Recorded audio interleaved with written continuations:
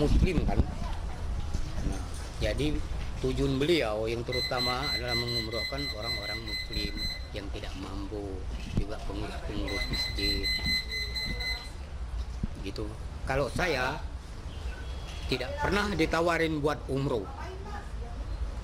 Juga saya pun tidak pernah minta buat diumrohkan. Itu saya pribadi mendekat. Juga kalau beliau pulang jadi sopir. Tapi saya sopir bukan digaji. Iya. Coba lihat ke kamera Pak. Saya pandang dari sana ya, biar kelihatan di TV. Jadi begitu ya. Kalau Bapak ini hubungannya teman Pak Kalau Ahok atau seperti apa? saya sebagai teman dia, kalau saya mengharap sesuatu untuk ke depan, wah saya ini kantongnya begini ya, gubernur kan, banyak duitnya. Tapi saya berteman sama dia dari kecil. Dari kecil pun saya tahu beliau ini gedenya jadi apa, belum tahu. Jadi kami tidak pernah buat harap-harapan seperti itu. Lebih baik beliau bantu orang yang kurang mampu. Karena saya masih bisa buat saya cari makan sama keluarga saya. Saya buka bengkel di kampung saya, bengkel jasa. Itu saya tidak mengharapkan apa-apa sama beliau.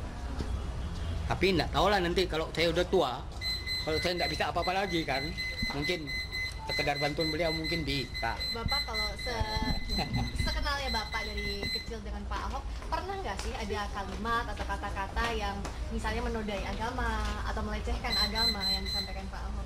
Ya, selama beliau dari kecil sampai gede, belum pernah itu terjadi. Sedangkan beliau ke gereja dari kecil, saya ke masjid. Kami kalau diskusi agama pernah, tapi diskusinya bagus sekali. Kita sama-sama tujuannya yang di atas. Beliau juga begitu. Tidak ada agama kamu gini-gini, ini yang paling bagus. Kalau anak kecil kan sering berantem kan masalah agama. Wah, yang dia yang paling bagus. Tidak sama dia. Jadi beliau tidak pernah mengadakan yang gitu-gitu. Ya, biasa kita dengarkan tadi itu adalah saksi ketiga yang bernama Fajrul yang merupakan sahabat dari Pak Ahok terdakwa yang tadi usai memberikan kesaksiannya di muka persidangan. Saya kembali ke Bung Ihsan. Bung Ihsan, beberapa waktu belakangan 7 hari silam nampaknya putusan sudah dijatuhkan dalam kasus yang berbeda, tapi ada menilai orang yang kasus ini mirip gitu, kasus Musadek misalnya, kasus Nabi palsu pemimpin Gavatar yang divonis 5 tahun. Apakah ini sebetulnya bisa dijadikan rujukan ataupun pembanding dalam kasus yang terjadi dengan Pak Ahok? Ya, saya sudah sampaikan beberapa kali dalam forum yang sama bahwa kasus-kasus penodaan agama itu ada dua aspek besarnya. Pertama perbuatan, ya. Perbuatannya macam-macam. Seperti misalnya Pak Musadek ini kan perbuatannya. Jadi dihukum sebagai penista agama karena perbuatannya. Beliau menjadikan dirinya seolah-olah seorang nabi. Nah itu Pak Musadek ya. Dan banyak ya. Dalam masa yang lalu ada Pak siapa yang dari PDIP itu? Permadi. Pak Permadi. Kemudian Lia Eden. Kemudian Pak Arswendo. Kemudian Pak Musadek. Kemudian wujud dari Pak Musadek, metamorfosanya itu Gavatar. Nah, kemudian setelah Gavatar baru Ahmadiyah. Ahmadiyah baru, kemudian yang terakhir itu Gus Riani yang ada di Bali Hindu. Bali, betul. Itu semuanya perbuatan dan pernyataan ini Ahok, ya. Pak Basuki terdakwa sekarang ini, gubernur kita sebagai terdakwa, ini pernyataannya. Jadi ada yang perbuatannya dihukumi sebagai orang yang menista agama, ada yang pernyataannya. Perbuatan dimaknai dengan agenda mobilisasi massa. Iya, perbuatannya berbagai macam tadi, yang dia berpakaian, dia bertutur kata, dia mengajak massa, dia berceramah dan sebagainya, yang seolah-olah dia menyerupai sebagai seorang pembawa syiar yang baru, seorang nabi dan sebagainya. Nah, sedangkan Pak Ahok kan menyampaikan seolah-olah Al-Maidah ini sebagai alat untuk menyampaikan kebohongan, ya. Padahal yang namanya surat Al-Maidah itu bagian dari Al-Quran yang diyakini kebenarannya, ya, sebagai kita penganut Islam. Apakah sebetulnya itu masih bisa dibandingkan apple to apple atau memang kasus yang jauh berbeda? Ya, hampir sama, karena tadi bahwa yang yang namanya penista agama itu perbuatan dan lisannya, ucapannya. Jadi kalau seorang kemudian berkata-kata menghina Nabi, menghina Rasul, kemudian menghina Al-Quran, itu walaupun tidak berbuat, ya sama. Itu menista agama, kan begitu. Jadi tidak hanya perbuatan, juga penistaan. Dan semua penista agama di Indonesia yang dijadikan rujukan di dalam proses penyidikan adalah alat buktinya adalah fatwa MUI dan pendapat keagamaan.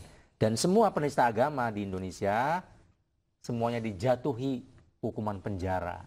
Jadi tidak ada satupun yang lolos, yang lepas dari hukuman penjara. Kenapa? Ini sebenarnya ada landasan filosofinya, landasan keadilannya, agar jangan sampai orang mudah untuk melakukan perbuatan tersebut. Karena andai kata perbuatan tersebut mudah dilakukan oleh orang lain, maka yang terjadi adalah tadi kenyamanan, ketentraman hidup di dalam negara Indonesia yang multi agama, multi budaya, multi etnis. Itu akan terganggu. Iya, pada prinsipnya pesan yang paling penting yang harus kita sampaikan adalah siapapun yang hidup di Indonesia itu harus memahami fakta antropologi, suasana kebatinan dalam bahasa saya itu mayoritas umat Islam, misalnya, termasuk umat beragama yang lain. Nah, standar-standar antropologis itu kemudian jangan ditabrak. Nah, standar-standar antropologis yang ditabrak itulah yang kemudian itu